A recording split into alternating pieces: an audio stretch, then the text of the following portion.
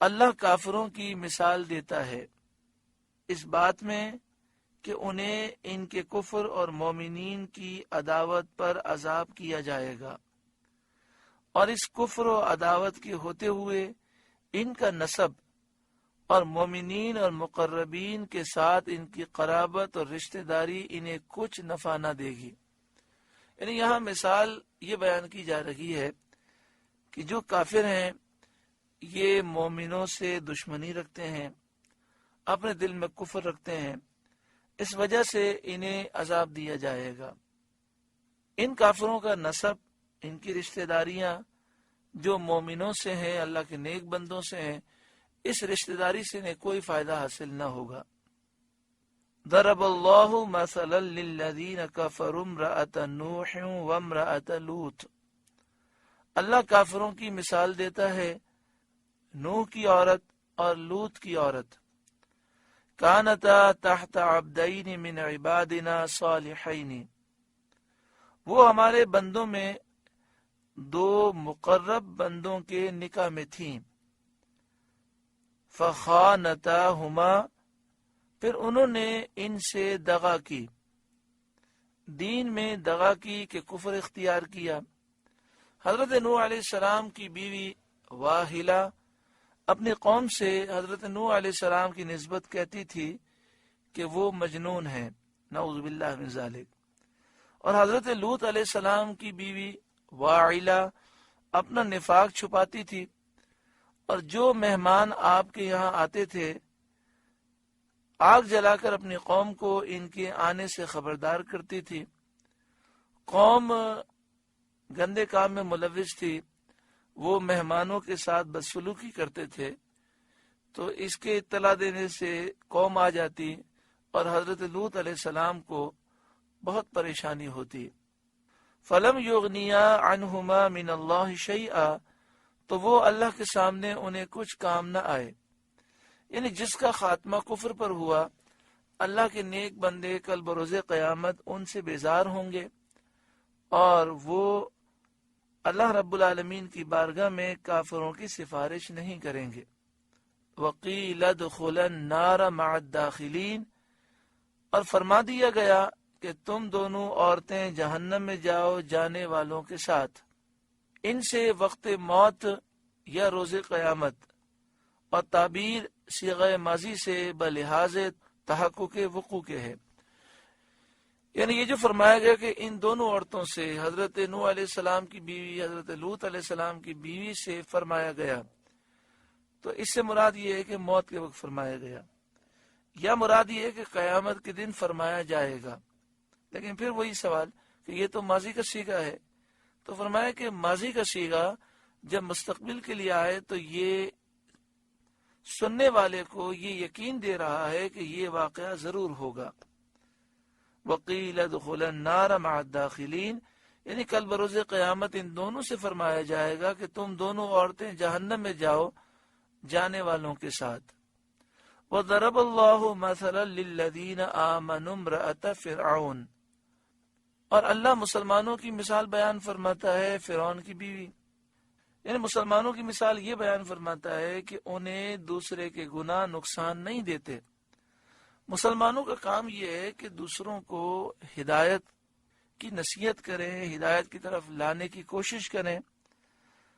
اگر گھر کا فرد یا رشتہ دار کفر کی طرف ہے، باوجود سمجھانے کہ وہ اسلام کی طرف نہیں آتا، تو مسلمانوں کو اس کے کفر سے، اس کے گناہ سے کوئی نقصان نہیں ہوگا۔ مگر یہ بات یاد رکھیں کہ نصیحت کرنا، ہدایت کی طرف لانا ضروری ہے۔ دوسری یہ بات ذہن میں رکھیں کہ جو کافر ہے، بدعقیدہ ہے، اس سے دوستی منع ہے، اس سے محبت رکھنا منع ہے، محبت کے تعلقات منع ہے۔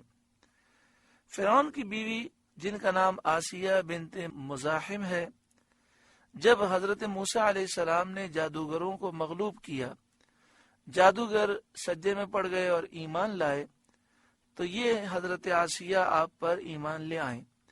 فرعون کو خبر ہوئی تو اس نے ان پر سخت عذاب کیے، انہیں چومیخا کیا، آپ کے جسم میں کیلیں گاڑی، بھاری چکی سینے پر رکھی، اور دھوپ میں ڈال دیا۔ جب فرعونی ان کے پاس سے ہٹتے تو فرشتے ان پر سایہ کرتے۔ اذ قالت، جب اس نے عرض کی، یعنی حضرت آسیہ نے عرض کی، اذ قالت، جب اس نے عرض کیا، رب ابن لی عندک بیتن فی الجنہ، اے میرے رب میرے لیے اپنے پاس جنت میں گھر بنا۔ اللہ تعالیٰ نے ان کا مکان جو جنت میں ہے ان پر ظاہر فرمایا۔ اس کی مسرت میں، خوشی میں، فرعون کی سختیوں کی شدت ان پر سہل ہو گئی، آسان ہو گئی۔ آگے آپ نے دعا کی، وَنَجِّنِي مِن فِرْعَوْنَ وَعَمَلِهِ، اور مجھے فرعون اور اس کے کام سے نجات دے۔ فرعون کے کام سے یا اس کا شرک، کفر اور ظلم مراد ہے، یا فرعون کا قرب مراد ہے۔ تو آپ نے دعا کی، اللہ فرعون کے قرب سے، فرعون کے شرک، کفر اور ظلم سے مجھے نجات دے۔ وَنَجِّنِي مِنَ الْقَوْمِ الظَّالِمِينَ، اور مجھے ظالم لوگوں سے نجات بخش، یعنی فرعون کے ماننے والوں سے مجھے نجات دے۔ چنانچہ یہ دعا ان کی قبول ہوئی، اللہ تعالیٰ نے ان کی روح قبض فرمائی۔ حضرت ابن کیسان نے کہا کہ وہ زندہ اٹھا کر جنت میں داخل کی گئیں۔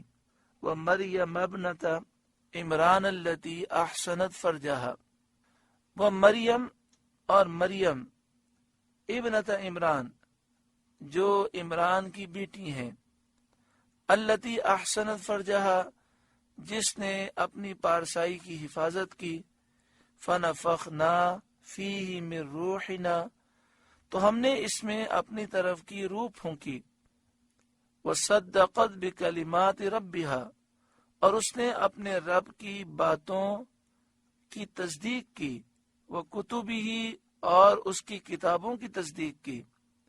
رب کی باتوں سے مراد شریعت اور اس کے احکام ہیں جو اللہ تعالیٰ نے اپنے بندوں کے لیے مقرر فرمائے، اور کتابوں سے وہ کتابیں مراد ہیں جو انبیاء علیہ السلام پر نازل ہوئی تھیں۔ وکانت من القانتین اور وہ فرما برداروں میں ہوئی، یعنی حضرت مریم نے اللہ تعالیٰ کی فرما برداری کی، اللہ کی کتابوں کی تصدیق کی، اللہ کی شریعت اور اس کے احکام کی انہوں نے تصدیق کی، انہوں نے اپنی پارسائی کی حفاظت کی۔ اللہ رب العالمین حضرت مریم کے صدقے میں، حضرت آسیہ کے صدقے میں ہماری ماں و بہنوں کو شرم و حیا کی چادر نصیب فرمائے۔ یہ عذر پیش کرنا کہ شوہر بڑا ظالم ہے، ہم کیا کریں، دین پہ نہیں چل سکتے، تو بعض روایتوں میں یہ ہے کہ ایسی عورتوں کے سامنے حضرت آسیہ رضی اللہ تعالی عنہ کی بات کی جائے گی کہ حضرت آسیہ تو فرعون کی تکلیفیں اٹھا رکھی تھیں، فرعون کے ظلم و ستم انہوں نے برداشت کیے، لیکن حق پر وہ قائم رہیں۔ اللہ تعالی ہم سب کو شریعت کا دامن تھامنے کی توفیق عطا فرمائے، ہر گناہ سے سچی پکی توبہ نصیب فرمائے۔ سورہ تحریم کا درس مکمل ہوا، 28ویں پارے کا درس مکمل ہوا۔ اللہ تعالی اس پارے کی تمام نصیحتوں پر ہمیں عمل کرنے کی توفیق عطا فرمائے۔ آمین بجاہ سید المرسلین صلی اللہ علیہ وآلہ وسلم۔